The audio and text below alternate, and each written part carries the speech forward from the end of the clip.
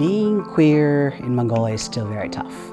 Although the society is becoming much more informed and people are much more accepting and generally more informed about diverse sexual orientations and gender identities, still it's very tough because a lot of the kids, a lot of the LGBT teenagers are still getting kicked out from home, and still a lot of them are getting targeted for hate violence. Actually, LGBT young people's situation in here is quite difficult, but not so difficult compared to last 10 years.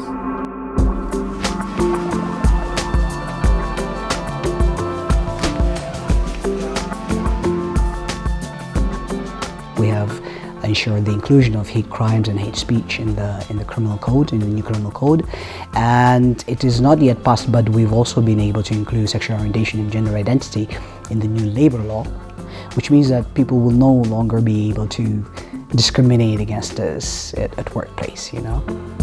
For us, the priority is to ensure that we're not discriminated against in any sphere, and so the success of various human rights movements really depends on the advocacy strategies, and so we've been very smart. Okay, so for trans people, for trans folk like me, transition-related healthcare is not there. It's not there like in terms of the health insurance, it's not there in terms of the knowledge of medical personnel, and so a lot of the trans women and trans guys, we do self-medicate. Yeah, we just look up things online, on the internet, and we say, so this should be my hormone levels, and we go and do our checks ourselves, and we just do everything ourselves, and so that's very dangerous, obviously. Once you're able to claim your identity and really fully live as yourself and be honest about your feelings and be honest about how you really feel inside, and when you just start externalizing those feelings, people do accept you.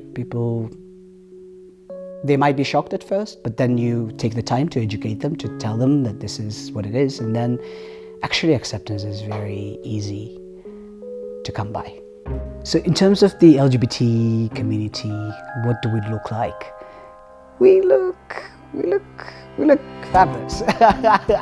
Okay, so as any general average population, we claim to constitute about 10% of the population, which is about 300,000 from Mongolia. It's quite a sizable number. The ones who are leaving out, or the ones who are active in the community, much fewer. Any given day, if you go to DDHZ, the only LGBT bar in Mongolia, you might run into maybe about 15 people. On a good day, maybe about 50.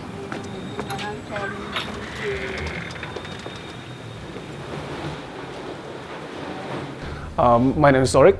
I'm the owner of the only gay bar in Mongolia, DDHZ. Compared to many other places, it's very quiet, I would say. It's not like very lively like New York or anywhere else. The reason why I opened this bar was to enjoy the scene. I enjoyed overseas, to be open, to be myself in a bar. I think my bar did a very big contribution towards LGBT community, because there were no no meeting places for gay people, for example, and now there is. We are working as one of the information sharing places, so that people can get information on many things, like if they want to find their partners, or if they want to know more about the health issues they might confront. Young people today are just so completely accepting, and so I see that very much in the example of lives of young LGBT people. Whenever they come out, they're not met with ridicule, they're met with complete acceptance and complete love. So it's amazing. I mean, the society can change, and society can change thanks to the information, thanks to the availability and accessibility of the information. Yeah, so things will only get better, you know. We're working, the center is working to put, you know, various policies and laws in place and to mainstream all these human rights concerns in all spheres. The work of the LGBT Center will never be complete. We have another 50 years of work ahead of us, and I do believe that in another 10 years we'll have a very, very, very beautiful society. We need to just express ourselves openly and free, and everybody needs to be equal. And I just want to let every young people know that they're not alone. There's always someone, at least in here, there are LGBT people. LGBT Center is here to help them. And then I have seen that in recent 4 years, it has changed dramatically, and I'm hoping it will go much further. Where LGBT people will no longer be considered freaks or perverts, but just ordinary, productive citizens as we are.